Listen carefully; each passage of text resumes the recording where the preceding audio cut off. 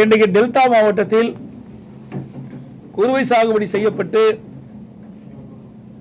அந்த குறுவை சாகுபடி அறுவடை செய்கின்ற தருணத்தில் மழை தொடர்ந்து பெய்து கொண்டிருந்தது.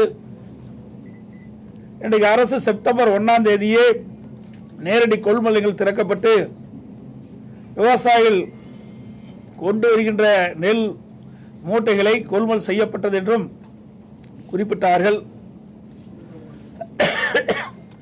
அப்படி தொடர்ந்து நேரடி கொள்முதல் செய்யப்பட்டிருந்தால் விவசாயிகள் சாலை ஓரமாக நெல்மணியை குவித்து வைக்க வேண்டிய அவசியம் இல்லாமல் இல்லை. அதே போல திறந்த வெளியில் கொள்முதல் நிலையத்திற்கு எதிராகவே பல்லாயிரக்கணக்கான மூட்டை நெல்மணிகள் குவித்து வைத்திருந்தார்கள். தொடர் மழையின் காரணமாக அந்த நெல்மணிகள் எல்லாம் நனைந்து முளைத்து விட்டது. அந்த விவசாயிகள் கடுமையாக பாதிக்கப்பட்டார்கள். இதை சட்டமன்றத்திலே 7/10/2025 என்று கருதுகிறேன். அன்றைய தினம் உணவுத்துறை அமைச்சருடைய கவனத்திற்கு கவன ஈர்ப்பு தீர்மானம் மூலமாக அதிமுக சார்பாக கொண்டு வந்தேன். அப்பொழுது சட்டமன்றத்திலே டெல்டா மாவட்டத்தில் விவசாயிகள் உற்பத்தி செய்யப்பட்ட விளைவித்த நெல் மூட்டைகளை முறையாக நேரடி கொள்முதலிலே கொள்முதல் செய்யப்படவில்லை. இதனால் விவசாயிகள் கொண்டு வந்த நெல் மூட்டைகள் வெளியிலே அடுக்கி வைக்கப்பட்டிருக்கின்றன. நெல் மணிகள் திறந்த வெளியிலே குவியலாக வைத்திருக்கின்றார்கள். மழையின் காரணமாக அந்த நெல் மணிகள்லாம் முளைத்து விவசாயிகள் பாதிக்கப்பட்டிருக்கின்றார்கள். அதே உடனடியாக திமுக அரசாங்கம் போர்க்கால அடிப்படையில் விவசாயிகள் திறந்த வெளியிலே குவித்து வைக்கின்ற நெல்மணிகளை கொள்முதல் செய்ய வேண்டும் என்று வலியுறுத்தினேன். அப்பொழுது உணவு அமைச்சர் பதில் சொல்கின்ற பொழுது, நாங்கள் தினந்தோறும் ஒரு நாளைக்கு 2000 மூட்டை கொள்முதல் செய்கின்றோம், விடுமுறையான ஞாயிற்றுக்கிழமையும் கொள்முதல் செய்து கொண்டிருக்கின்றோம் என்ற கருத்தை சொன்னார்.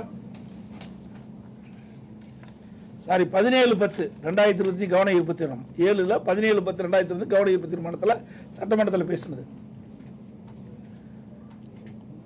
அப்படி 2000 மூட்டை கொள்முதல் செய்யப்பட்டிருந்தால் விவசாயிகள் கொண்டு வந்த அனைத்து நெல் மூட்டைகளிலும் கொள்முதல் செய்யப்பட்டிருக்கலாம்.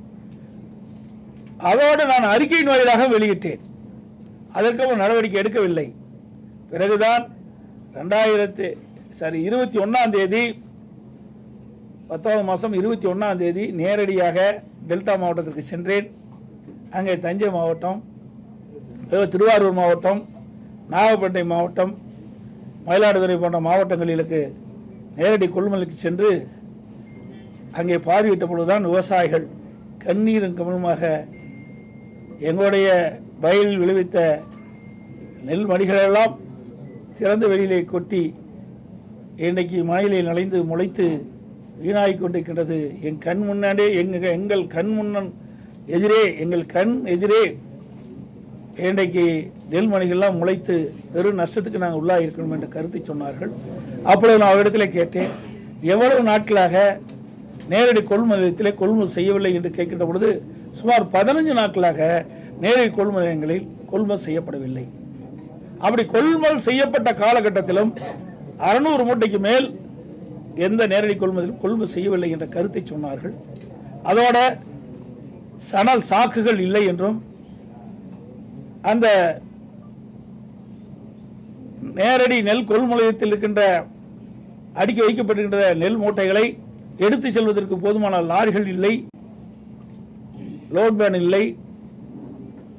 இப்படி இருக்கின்ற காரணத்தினாலே தான் விவசாயிகள் கொண்டு வரப்பட்ட நெல் மூட்டைகளை அவர்கள் கொள்முதல் செய்யாத ஒரு அவலநிலை ஏற்பட்டது. அதைத்தான் சுட்டிக்காட்டினேன். இதில் என்ன அவதூறு செய்தி இருக்கிறது என்று எங்களுக்கு தெரியவில்லை. அதோட துணை முதலமைச்சர் டெல்டா மாவட்டத்துக்கு சென்றார். நாங்கள் கூட பரவாயில்ல, டெல்டா மாவட்டத்துக்கு செல்றாரு, விவசாயிகளுடைய பிரச்சனைலாம் தீர்ப்பார், விவசாயிகளுடைய கருத்தை கேட்பார், நேரடி கொள்முதல் நிலையத்துக்கு செல்வார் என்றெல்லாம் நான் எதிர்பார்த்தேன். ஆனால் அங்கெல்லாம் போகல. உடனே ரயில்வே ஸ்டேஷனுக்கு போய் சரக்கு ரயிலில் அங்கே கொடியை அடிச்சிட்டு வந்துட்டார். ஏற்கனவே டெல்டா மாவட்டத்தில் கொள்முதல் செய்யப்பட்ட நெல் மூட்டைகள் எல்லாம் சரக்கு ரயிலில் 20 நாட்களில் சென்று கொண்டு இருக்கின்றது. ஆனால் விவசாயிகளை சந்திக்க அவர்கள் மனமில்லா காரணத்தினாலே அங்கே நேரடி கொள்முதலுக்கு சென்று விவசாயிகளை சந்தித்தால் ஏதாவது பிரச்சனை ஏற்படும் என்ற அச்சத்திலே விவசாயிகள் சந்திக்காமலே இன்று தமிழகம் புயல்களை எதிர்கொள்ள பயப்படாது. வானத்தை எட்டும் கனவுகளுடன் நெருப்பால் சோதிக்கப்படும்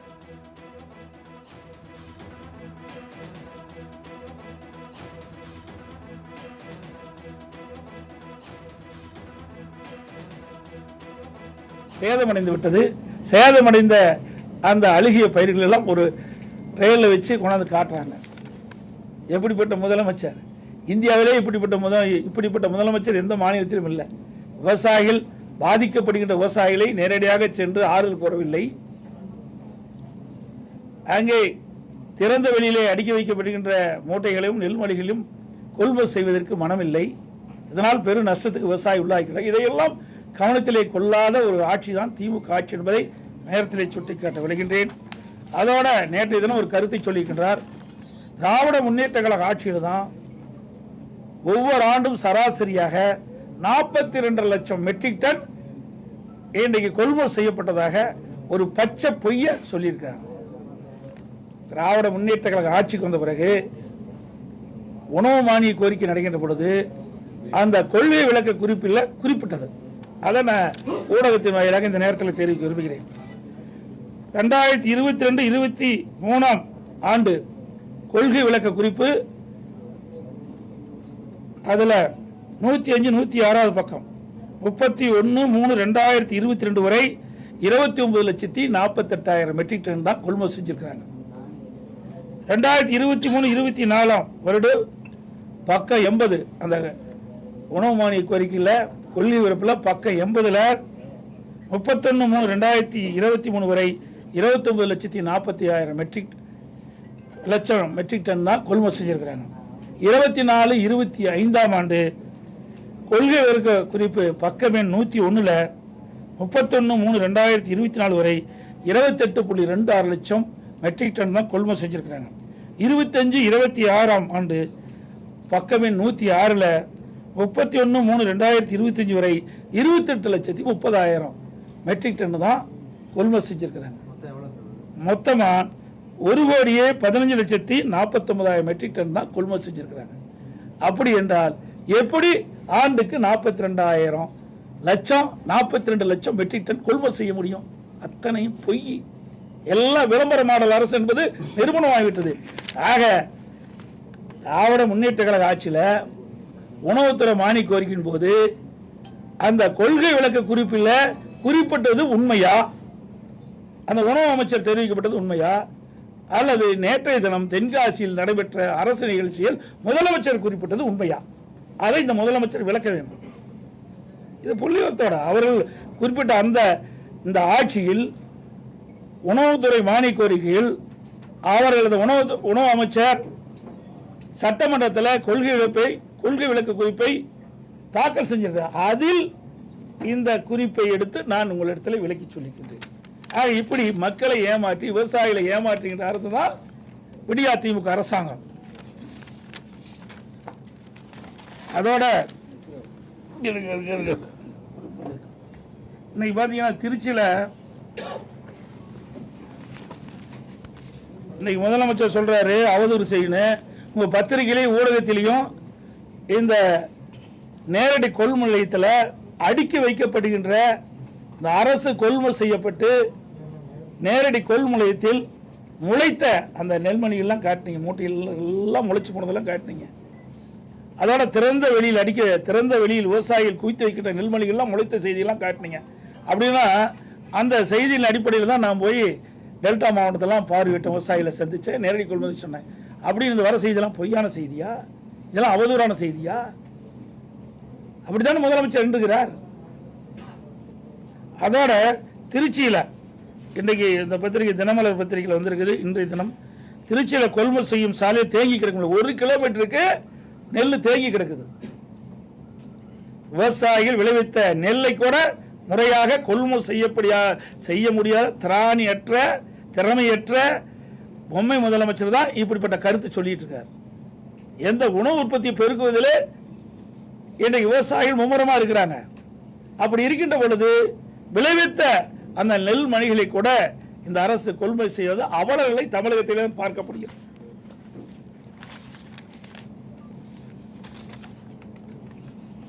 அதோட பள்ளிக்கரணை சதுப்பு நில காடு உங்களுக்கு நல்லா தெரியும்.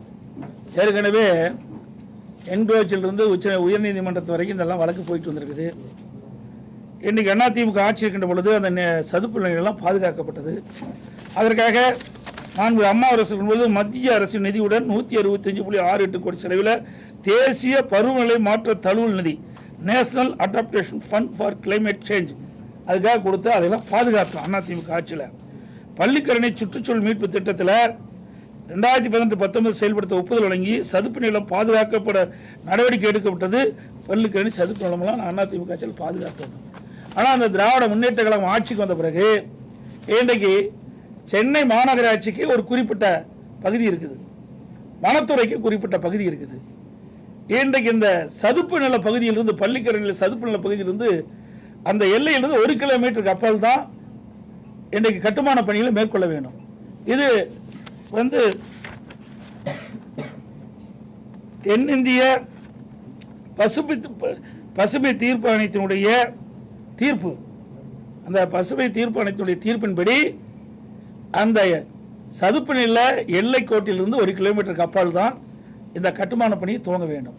ஆனால் அதுக்கு மாறாக அந்த வனத்துறைக்கு கட்டுப்பாட்டில் இருக்கின்ற இந்த சதுப்பு நில பகுதியிலிருந்து அருகாமையிலேயே இந்த கட்டுமான பணிகள் ஆரம்பிக்கப்பட்டதாக செய்திகள் வெளிவந்துள்ளன. இது குறித்து நீதிமன்றத்தில் கூட வழக்கு தொடரப்பட்டிருக்கு என்பதை தெரிவிச்சுக்கிறேன்.